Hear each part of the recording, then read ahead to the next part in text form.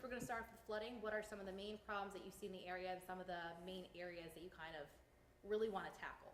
Well, there are challenges because this issue has evolved over centuries in Charleston, but for the first time, the city, under my leadership, passed a comprehensive strategies to address drainage and flooding, to include the infrastructure, the resources to pay for it, and the expertise, the governance or the rules of the road for any future development that occurs, land use, we've been building in a lot of wrong places, and engagement with our citizens, because this is a issue that we're all in this boat together. It's really the existential issue for the future of our city.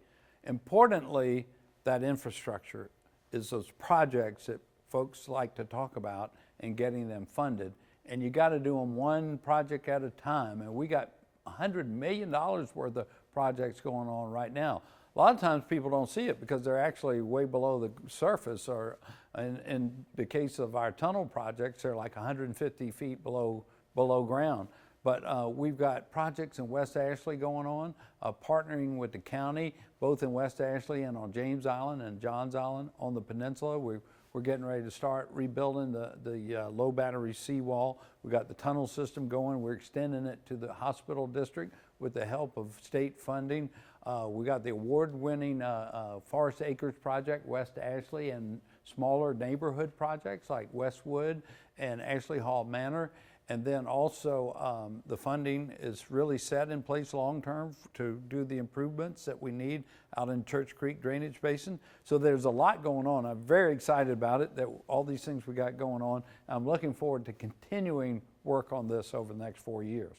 And just to kind of reiterate, some of that short-term relief that you're going to be giving, can you just kind of touch on that again, about things that when you're elected, or if you're elected again, that it just kind of comes and rolls with it?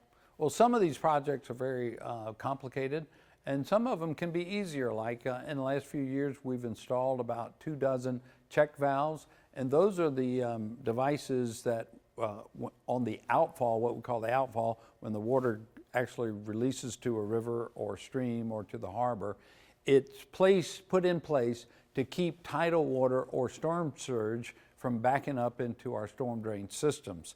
So that's just an example. It's actually made market improvements on the areas where those have been installed. We've got a few more of those to go. And these smaller neighborhood projects like Westwood have made a dramatic difference in getting those projects done. So some of them can happen more quickly than others, but we've got $100 million worth of projects already underway. I've got about $100 million worth of requests in to the state and the federal government for additional projects as we get them engineered. So lots going on. All right, and moving on to traffic. So what are kind of the main problems with traffic, in your opinion, that you see around? There's a lot of it. This region has really grown. We all see that. You know, it's so we've got to again put infrastructure in place. We were behind the 8 ball. There wasn't adequate funding, so I've been working on getting the funding in place to get these improvements done. A big example is completing 526. It's such an important project to complete.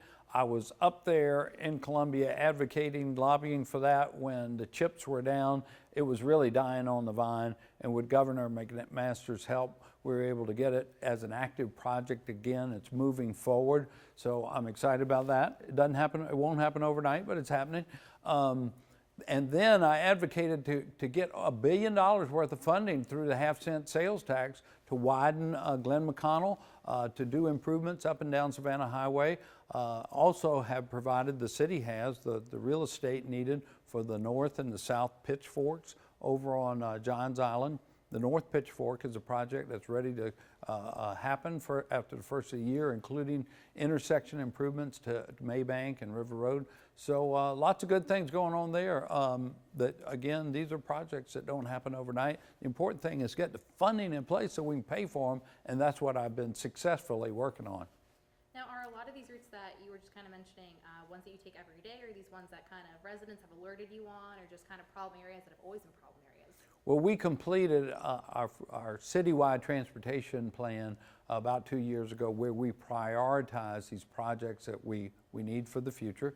And we did it in conjunction with a regional effort of the COG, the Council of Governments, and the SCDOT, so that we would be eligible for state and federal funding. That's where most of the funding comes from. Your gas tax goes to the state, goes to the U.S. government, and then the county sales tax goes to the county. So we really advocate, we work with our partners to prioritize and try to move the projects along. All right, and how long do you think that some of these plans are going to take that you have already mentioned? One of the main ones that you think is most important. How long do you think that one's going to be taking?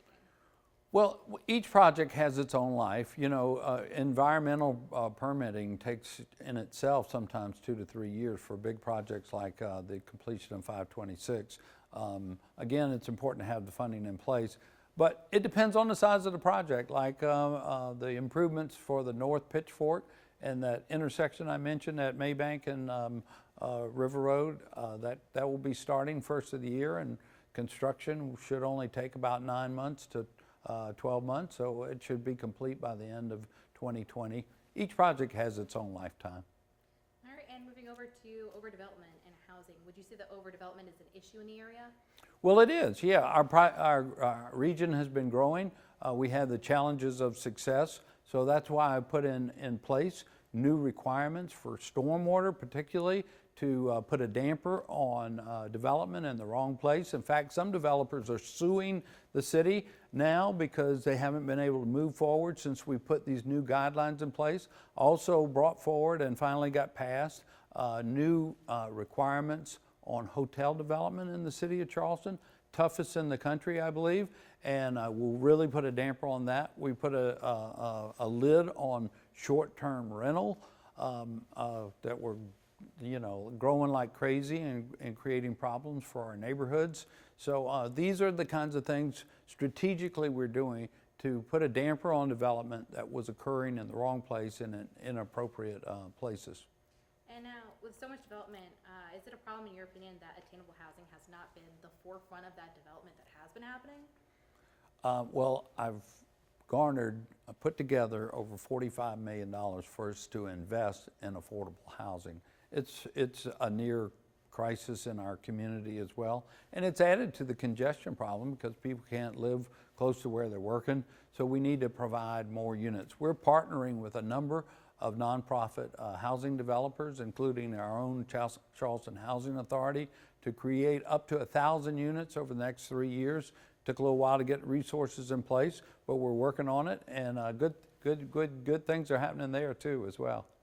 All right, and so if you are elected again, would you say that your main goal with attainable housing is just to kind of get it out there and to make sure that people are able to do it and kind of live close to where they work? Yeah, now that we've got the resources in place, we're all about providing those units and partnering with folks that can get it done, making our own rules easier. We've been cutting the red tape to make it easier for affordable housing projects to proceed. And this is both for home ownership and for rental units, but I love the home ownership part.